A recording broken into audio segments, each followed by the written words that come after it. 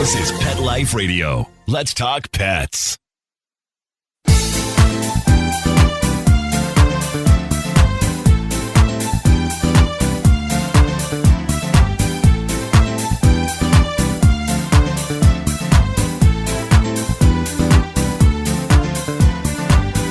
Hello, my cat-loving friends. Cats and eating is a tricky one that gets us every time. We've covered the food and what is healthy and what isn't, but is your cat eating too much? Is your cat eating not enough? Overweight, underweight? It's very confusing. Dr. Kelly Cairns to the rescue. Dr. Kelly is back with us. She's our favorite vet, and she is going to answer these questions. You don't want to miss this. We'll be right back after a word from our sponsor. Take a bite out of your competition. Advertise your business with an ad in Pet Life Radio podcasts and radio shows. There is no other pet-related media that is as large and reaches more pet parents and pet lovers than Pet Life Radio. With over 7 million monthly listeners, Pet Life Radio podcasts are available on all major podcast platforms, and our live radio stream goes out to over 250 million subscribers on iHeartRadio, Odyssey, TuneIn, and other streaming apps. For more information on how you can advertise on the #1 pet podcast and radio network, visit PetLifeRadio.com/advertise today. Let's Talk Pets on PetLifeRadio.com.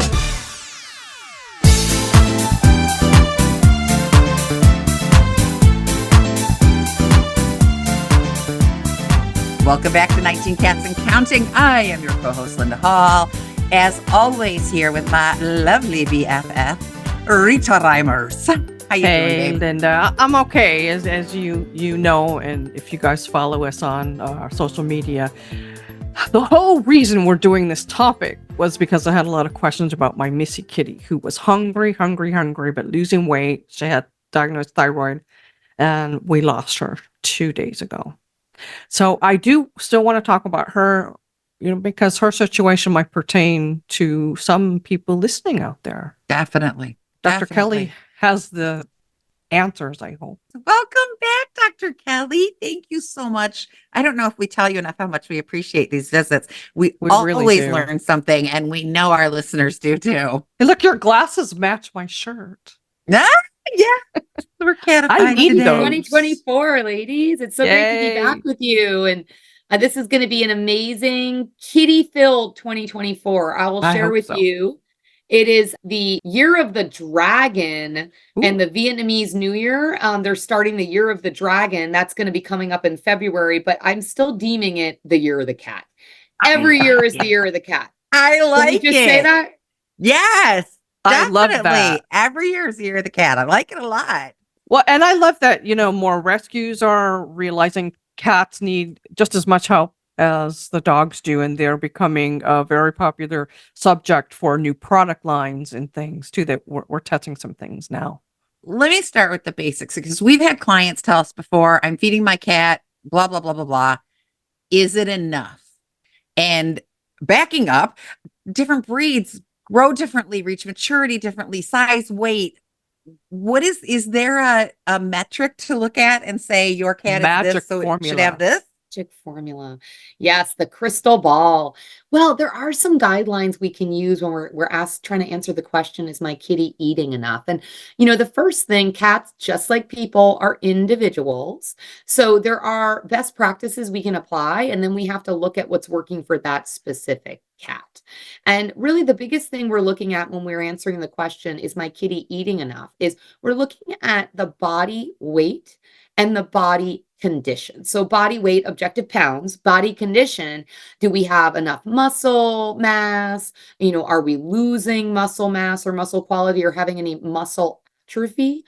So there certainly are formulas that we will apply that are average for what an average size cat should be eating to maintain a healthy body weight. Just like people, you might see on something you're eating, it'll say this product or this Hostess cupcakes is a certain amount of calories. This should be eaten as part of a normal healthy diet of approximately 2,000 calories a day. I have seen that. Mm-hmm. But 2,000 calories is not for everybody. For my size and my age and my gender, if I ate that much every single day and didn't exercise, that might be a little too much for me. And somebody else, that wouldn't be enough. They're an athlete, they're tall, they're larger. So we do have averages. And when you're working with your veterinarian, they will use a calculator to come up with a formula. But at the end of the day, your veterinarian will say to you, this is about how much of this specific diet you feed your cat you should feed each day. And then we're going to monitor. Is your kitty gaining weight? Is your kitty stable weight? Is your kitty losing weight? And then oftentimes it's helpful to partner with your vet to fine tune or tweak the amount of groceries your kitty's getting to customize it for your cat. It's hard when you've got multiples, especially the numbers Linda and I have, because we absolutely have to do some free feeding. That makes it more difficult. You bet. And look, we'll talk about ideal and then we talk about practical life, right? As a kitty mom for many years, sometimes with many, many cats, I hear you. A lot of times we are free feeding and then we do have to monitor. And frankly, there are some kitties, I've had them, a big orange, amazingly sweet bean kitty that I would call Fatty Arbuckle because he was constantly at that free food Oh my gosh, dry bowl. That's what I call my peanut butter, Fatty Arbuckle. So we do what we can do, and then we look to see how, if you're in a multi-cat environment and you are having a free feed dry, we look to see based upon the age, the personality, and any underlying maybe health issues those kitties have, if that's really working. And there are some times where we have to get a little creative, and I'm sure you ladies have had situations where, maybe you've had to pivot to a different strategy for a specific kitty that needs a different type of diet. Yeah, you did, Definitely. Linda, for Kismet. Kismet. Yeah, Kismet has no teeth. And every once in a while you do catch him sneaking a piece of dry food. I don't know how he's gumming it or what, but it's definitely not a significant part of his diet. He won't eat anything crunchy or, he can't. So he gets a third wet meal that the other cats don't get, and they don't love it. And we knew that this was going to be a struggle. That's awful to feed this cat while the other cats aren't getting it, but they've all learned. There's a few of them that sit and watch and wait for him to leave the bowl so they can clean up any crumbs he's got, but they've learned that this is Kismet's special thing, I was doing that with Missy too. She was getting an extra meal that the other cats didn't get, but then Jet Kitten came along and he kept trying to eat it. Stealing it, yes. So let's give you some scenarios, Dr. Kelly. One, we have a cat here, Shadow. She was found eating out of trash cans. So some of her food obsession is a trauma-based thing, but she's very small. She looks like maybe a 8-9-month-old kitten, and she's probably, I don't know, 6 or 7. That's like my pie, my sweetie pie. Yes, like that, which small. I think with Shadow it was nutritional deficiency. But so she's hungry all the time. Do not dare walk away from food and leave it, right? You got to stick it somewhere and hide it. She will eat the house, but she's tiny. I like cats with a little extra on them in case they get sick, and I can't get extra on her. So she's eating a ton, but she's not the fat I expected her to be. She's got a high metabolism then, right, Dr. Kelly? Is that a thing for cats? Yeah. So when we're looking at a kitty and we're assessing what we call body condition, there are actually some things that folks at home can do to fine tune or kind of what we call semi-quantitate the body condition. So you can do what's called, you can actually feel, we always do this, right? We're feeling our kitties, we're petting them. And what we want is we want to be able to feel just a little bit the ribs, but not have those ribs sticking out. If you can't feel the ribs at all, and as a matter of fact, there's, 2 inches of squish and cush, then probably that kitty is carrying around a little more weight than might be ideal. And likewise, if the ribs are just, skin and bones and you can see them and they're prominent, then that cat's too thin. We also want to look for a nice little waist or an abdominal tuck where we do have a little bit of a demarcation of going from the ribs to the tummy. Now, when cats get older, they will get what I call that kind of low hanging kind of call back. that the slingy dingy. Yep. The slingy dingy. Yes. I know the correct term is primordial pouch, but yes, I call it the middle-aged spread because we all get that. But if there's an excessive, swingy dingy, as we'll call it, or pouch, then that probably means they're over conditioned. And ideally, we want a kitty to have what we call a body condition score of about a 3.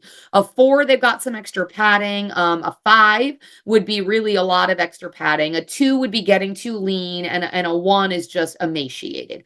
So back to your cat, I think what we can do is look at, even if she's small, assess if she's okay. Maybe she's on the leaner end, but not too skinny, in looking at those when you feel those assessments, right? And if that's normal for her and it's not trending skinnier or down, then yes, I mean, again, there are, just like different people have different metabolisms, cats can have different metabolisms. Now, what also can be helpful is to look at, as best as you can, to quantitate how many calories you're feeding your cat. And that is actually doable. All bags of cat food dry and all cans of wet will say to you how many calories are in a can or in a measuring cup.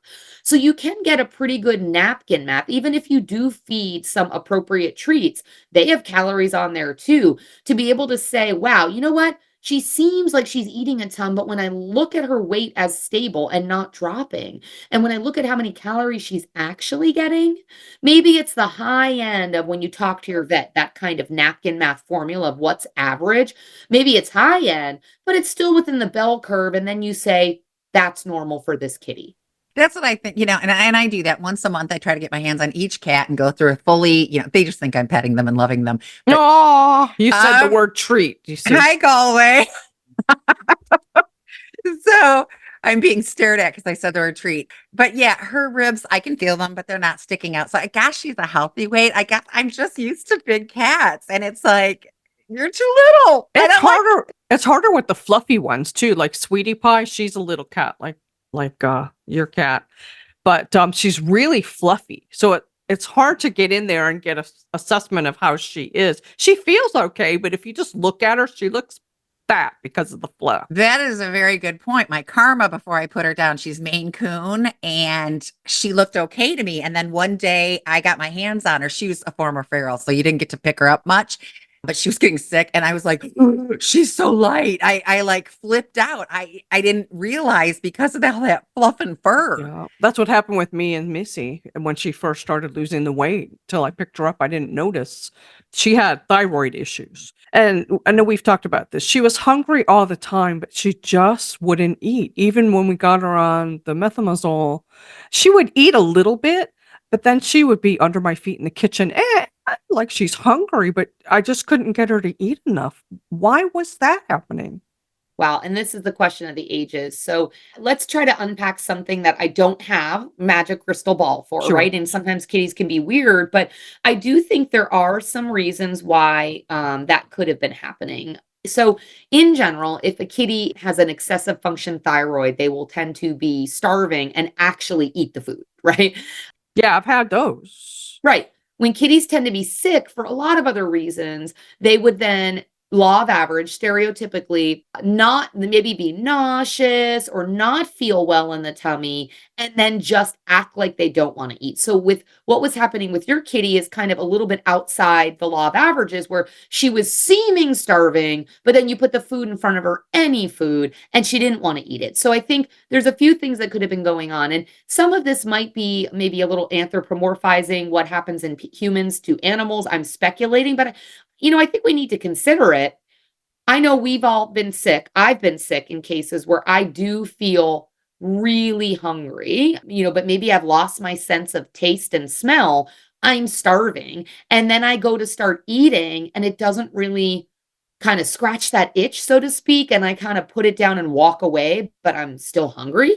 So not submitting to you that I know with certainty that kitties lose the taste of smell and that lose their sensation of taste and their sense of smell the way people do. I don't know that we can directly transcribe that, but I do think it's logical to say that you may have a kitty that's not reading the rule book, that maybe does have some tummy upset or doesn't feel quite right, but they still know they're hungry. And then when they start to eat, they get unsettled in the tummy, right? Yeah, because she would eat 2 or 3 bites, unless it was a piece of cheese. Now she would eat that whole piece of cheese. But see, haven't you had moments where you've been you've been starving and then somebody says, "Oh, do you want soup?" Mhm. And you think about it and go, "Nope." Yeah. Yeah, when I "Oh, have do you want COVID. toast?" Yeah. Nope. And then they say, "Oh, do you want blah, blah?" And you're like, "Yes, that's the thing." Yeah, my stomach didn't react to that. So maybe she's starving and you put it down and then she tastes it and is like, "Nope."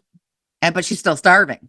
Let me add too, just and maybe not applicable to your kitty, but just in general, I really want pet parents to know all the things so their, knowledge is power.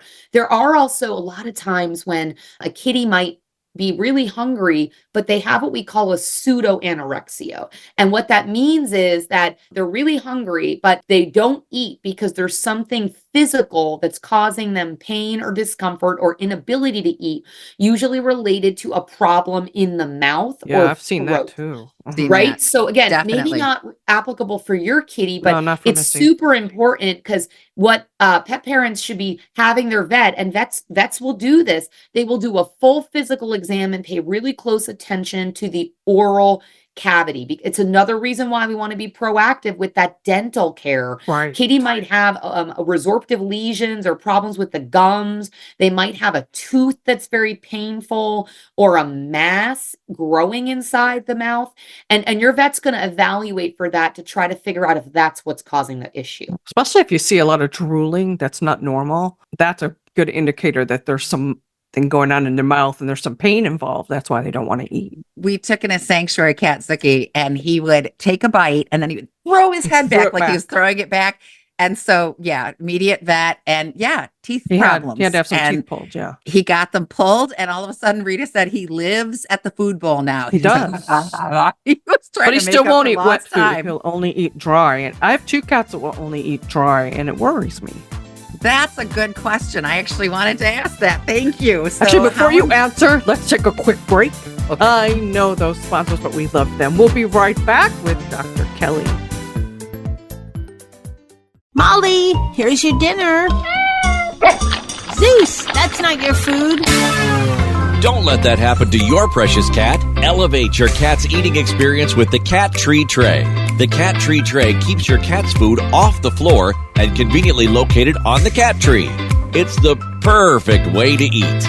It's a beautiful wrought iron tray that easily attaches to your cat tree and keeps dogs and other critters out of your cat's dish. A must for multi-pet households. There's a 6-inch tray for large bowls and a 4-inch tray for smaller bowls. Purchase your Cat Tree Tray today. Go right now to cattreetray.com. That's cattreetray.com. CATTREETRAY.com. Let's talk pets Let's talk pets on Pet Life Radio. Pet Life Radio. PetLifeRadio.com.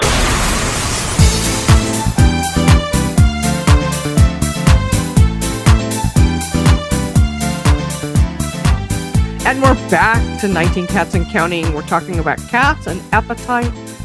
Cats that eat too much, cats that eat too little. How much is too much? How much is too little? And we last were talking about, what were we talking about, Linda? So we personally, not vets, push wet food. We think it's very important to have wet yes. food. We know that cats are desert animals. They don't drink enough, yada, yada. And especially boys, they've got shorter plumbing. They'll get more prone to crystals, blah, blah, blah. But we hear it a lot. And Rita's had a few of these. I have not. That a cat will not eat wet Yeah. food. I have 2 right now. Is that something that should concern us and we should address? And if so, how? Actually 3, because Larry won't eat it either. But anyway, go ahead. So no, it is perfectly fine for a cat to eat all dry food in most instances. I do agree that wet food is often preferable for the relative level of moisture, as well as decreased amount of carbohydrate and often a little bit higher protein that can be metabolically beneficial to cats to not only maintain a healthy weight and not get overweight, but also to lessen the chance in a predisposed cat that they may develop diabetes, because cats have some different metabolism than dogs. They're a desert species and they are biologically adapted to a different type of diet and even in how their body processes nutrients. However, it is absolutely fine for kitties to eat dry food. And in most cases, there's no distinct advantage that you would confer for a kitty to eat wet versus dry. That's why, again, related to how old is your cat? Do they have any underlying health conditions? Your vet will be able to tell you what type of food they recommend, not just dry versus wet, but what's specifically in the makeup of that food, be it dry or be it wet. What becomes really important is whether you're feeding dry, wet, or a combination, that you are feeding, again, not too much. And that is where sometimes we can see with dry food, especially because you're not cracking a can that's got a definitive amount in it. But a lot of times, even if you're not free feeding with a feeder, you might be pouring into a bowl and you're topping off the bowl of dry food every time it runs down. So if you're able, in say a single cat household, because again, when there's multiple cats, it can be hard to know who's eating what. It is helpful to measure a specific amount of dry food based upon the amount your vet has said is the right amount of calories to start out with your cat. And because of less moisture in the dry food, I think it's another reason why you want to make sure that you have lots of fresh available water sources, because an average healthy cat that doesn't have any sort of underlying condition where they need to drink more will still maintain what they need with that dry food diet through the water you provide for them. How much water should they be drinking per day? That's a great question. Is that a quantifiable amount? Yeah, so there is a number and a formula that your vet, based upon how big they are, kind of like the calorie situation for their weight. There's a similar situation related to their weight. You know, the bigger, you probably heard like of how many 8-ounce measuring cups of water you should drink per day based upon how much you weigh as a person, right? Same thing with cats. So you can talk to your veterinarian and they can give you, here's the average amount of water your cat should be drinking. So, you know, again, usually they have plenty of free choice water around, but this is also really important when we look at conditions in cats, which we can talk about on another monthly podcast, that do cause increased thirst and urination. Because a lot of times folks say, I think my cat is drinking too much. And we use those formulas to try to quantitate how much your kitty's actually drinking for us to tell you if their thirst is actually excessive when we're trying to evaluate for certain types of diseases like diabetes or kidney disease. You talked about metabolism. So sorry, Rita, I'm going to That's call her okay. out. Although I've got some big babies too, but Rita's got a couple of cats. I call Gigi the manatee because she just is huge. And they're not hogs. They're not the first ones rushing. They're not pigs. Maybe they're a little too sedentary. They're getting older, but it's like, you know, she said so many times, I don't get it. And the vet has ruled out there's no medical issues caused. Yeah, peanut butter specifically. You know, there's nothing wrong with him. And I don't see him eating a lot, but he must be because he's big. Yeah. So, and this is commonly encountered. You know, my kitty is really overweight, and I swear my kitty does not eat that much. So, the first thing I always recommend in situations like this is to actually do a caloric intake analysis, which again, I understand if a kitty is fed with many other kitties and you don't know, it can be hard to do that. I would say in those cases, my almost uniform experience is that they're probably actually eating too much. Here's And the you just don't realize manatee. it. This is I can't Gigi. really see very well, but yes, she's the sweetest, but she's just huge. But She's that's, round. you know, that's what Rita said. She said, maybe while I'm sleeping, maybe he's a midnight grazer or she's a midnight grazer. We don't really know, but yeah, well, it's like, that was her. That wasn't Peanut. That was yes, that was Gigi. Gigi. I mean, I will tell you, ladies, though, I know from my own experience with lots of cats, but I'm actually dealing with this right now with Oshi Cairns, my amazingly sweet 12-year-old gigantic orange buddy. And he's a single cat in the house right now, unfortunately for me, because I've had some older ones pass away. And so I know exactly what he's eating. And I will tell you that he requires almost no calories to maintain weight. And it's really hard for me to get him to lose weight. So here's kind of the kitty owner, pet parent toolkit. You need to kind of understand how much calories they're taking in to figure out maybe they're really still getting more calories than they need metabolically. But there are some things your vet will want to do to just make sure there's no underlying health conditions. This is Peanut, by the way. The well, big gray thing there. That's peanut butter. Teeny. Oh, It's huge. yeah. I mean, there are a couple metabolic conditions kitties can get where they can develop a low metabolism and fail to lose weight.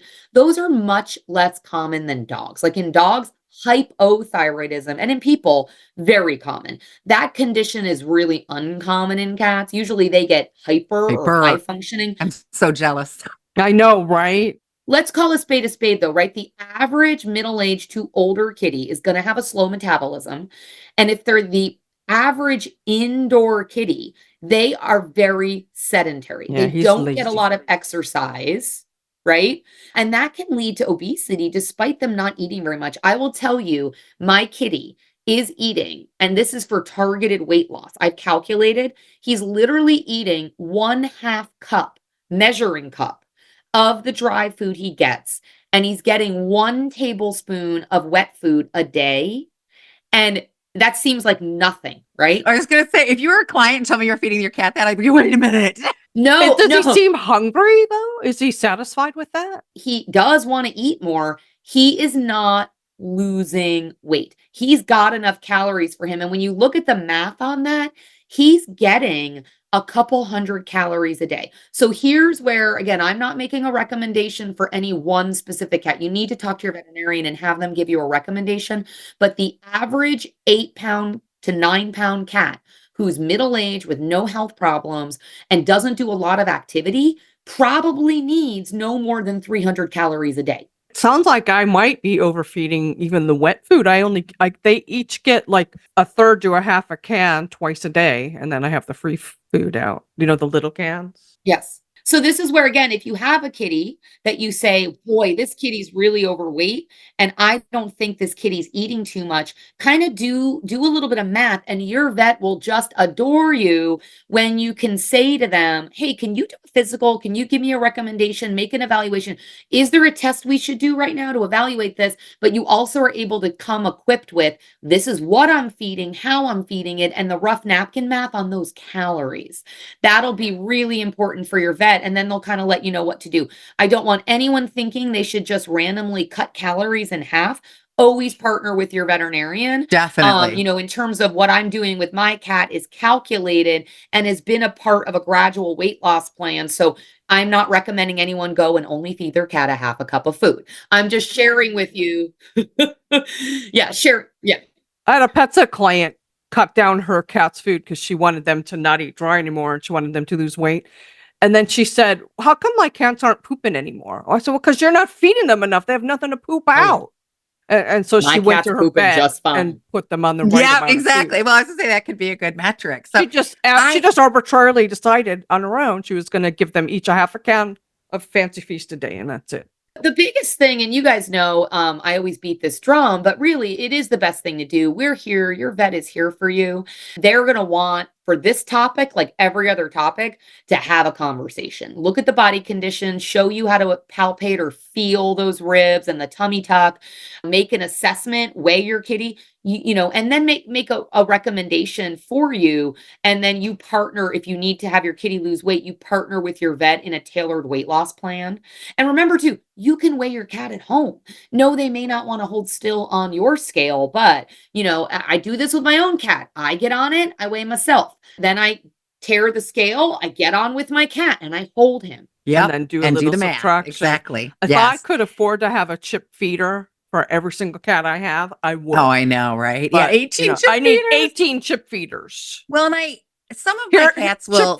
Chip feeder manufacturer. Right? Hello? We need a bunch of them. Some of my cats will just eat until the cows come home, but most of my cats are really good at kind of self-regulating themselves. Like this Mine cat are will too, clean the bowl. except This for cat Jet. will walk away. Yeah. This cat will walk away after they've gotten their fill, even if there's some left. And then usually that other cat will finish it up.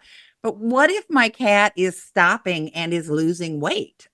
Should I, this cat's being really picky. It's not really liking this stuff and we're losing weight. What do I need to do? Should I be concerned? Yeah, well, I think that's a situation where, again, start with that conversation with your veterinarian because, they're going to want to make sure they do some very simple things to rule out any obvious underlying health condition. With some simple blood and urine tests, they may recommend doing some imaging or, looking internally, but just make sure we're not missing something that changes an action plan. And then once your vet gives you that green light, to say, "Whew, okay, no worries." Then it may be that you do have a cat that is finicky or picky. Cats are discriminate eaters. Some cats can be more picky than others. I did have a cat that would just periodically lose interest in what we were feeding. And like, trust me, there was nothing medically happening there. I mean, you could bet your bippy, right? I did the full workup. And, that kitty, sometimes we say, oh boy, you need to never change their diet because changing an animal's diet can result in, tummy upset if you make a rapid change. But boy, I don't know. We don't eat the same thing. Again, talk to your veterinarian, get that green light. But for some cats, it may be that you do need to cycle through and maybe they enjoy a variety of foods for when they're just getting bored of that one. Yeah, Yeah, I I do. wouldn't want either I day. vary the flavors because otherwise there's there's a term for that and I read it. I can't remember what it's called Looking now. at the But boredom. I know we're running short, but I have one more question I have to get in. So I do not feed my cats table scraps because I like to season everything and this and that, and there's 11 of them, yada, yada. But if I was feeding my cats a little bit, safe foods, of course, if I'm feeding them table scraps, every time I eat, they get a little bit, and I'm giving them treats, I've got treat balls out and yada, yada. it's a Is good way there to a get them point fat. where a cat is going to get full enough off those table scraps and snacks that it doesn't want to eat the right food like people do? So again, some of this is really cat based, right? Cat personality based. There are some kitties where if you feed, look, here's that with table scraps and treats and things like this, as long as we know it's stuff that, is not going to be toxic to them or really unhealthy for them, generally it's okay to give a little bit of treats. We tend to say like no more than 10 to 15% their total caloric intake, and make sure that the cat food that you're giving them, that you're modifying the amount so that you're not doing what I call over grosseriosis, right? Or you're giving them way too much because of those treats. Some cats are going to be pretty bomb proof where they're never going to reject their food because they know they're also getting treats. Other cats, you're going to be in big trouble because now they are probably, because of their personality, going to not want to eat their food because they're holding off for the treat The that good you stuff. do get them. They want the good stuff. And, I will give, again, I know a lot of our friends also may have dogs in the family. I'll just share an example of my dog, Winston. If he gets a treat, if he gets a jerky or he gets any sort of wet food, he will starve himself for 3 days with his dry food. Wow. He is so stubborn. So I think you have to kind of know your cat, and you have to make sure, again, first and foremost, you're not feeding too many treats, that they're getting too many calories on top of their regular food. Make sure, right? Because that's not good. And then you have to kind of play it by ear with the behavior and the pattern you're in with your cat. Well, and that makes sense. I didn't think about like accounting for that. Rita and I met because we worked for Richard Simmons, so calories should be kind of ingrained in us. But yeah, when you're filling out your food journal, you don't just include breakfast, lunch, and supper, right? You include those snacks. And I think that was a big lesson for me in my weight loss journey, was all the little tastes while I was cooking, and that those things actually do have calories. Hey, by the way, visit my website, thedietscribe.com. Yes, Diet Scribe. I am She's sharing back my on weight it. loss journey, and we're probably going to be starting a new podcast about that. But yes, to the cat. Yeah. So real quick, let me share what you're talking about when we talk about changing up the diet. A lot of folks will call it like a food rotation diet or a mixed feeding plan. And there are some really good resources, out there on the internet. You always have to look at the source and just make sure, look at the backing of that source. But again, as long as you've talked to your vet and you make sure you're not missing anything medically and there's no underlying health conditions where doing that would be not a great thing, there's a lot of ways that you can do that safely for those cats that, maybe respond to that. that's a good idea. I hate that we have to go because I have a million questions and we could probably do a whole nother podcast just about this, about food and the types of food. And I guess we should do one about that. Maybe. Yes. I'd love to talk about raw and all the other diet options out there, but we'll have to do that another time. Darn it all. So did you have any words of wisdom you want to leave us with, Dr. Kelly? I always love to leave our kitty loving friends with some final thoughts of an actionable toolkit. And truly, when I think about proactive wellness care for your amazing beloved kitty family member, it is really, there's, 5 pillars really of things. So it's of course a good physical exam and conversation with your vet. And then so those basic tests that we do, those blood, urine, and fecal tests to make sure that there's nothing below the surface and we can catch anything that might be brewing quickly. And of course, those vaccines, right, to prevent the preventable for things we do have. But the 4th and the 5th, which are not less important, I'm just leaving them last because that's the topic we're talking about today, is looking at physical wellness and body condition and tied to nutrition. Those are the 4th and 5th pillars of wellness. So if you're not already talking to your vet about this, have that conversation next time you go see them so you can look at what's happening, look at what you're doing, and be proactive with that. So I'm grateful as always to you guys for the time to talk about cats and appetite, because it does give a really rich fodder for discussion about what kitty families can do to be proactive for those cats they love so much. I love it. You have so much great information for us. Thank you so much for being here and being on this podcast. I have to dedicate to Missy Moo, who inspired this topic, but we lost her 2 days ago. We did our best, right? She had 20 good years. I have to be thankful I had her for 5 of those years. Now she's back with her human mom over the Rainbow Bridge somewhere, and her brother, Scooter. Now I'm going to cry. Oh, Linda, thank you as always for being my ride or die, and Mark Winter for giving us this awesome platform for our podcast. Just remember, every day is Catterday. We'll see you next time. Let's Talk Pets, every week on demand, only on PetLifeRadio.com.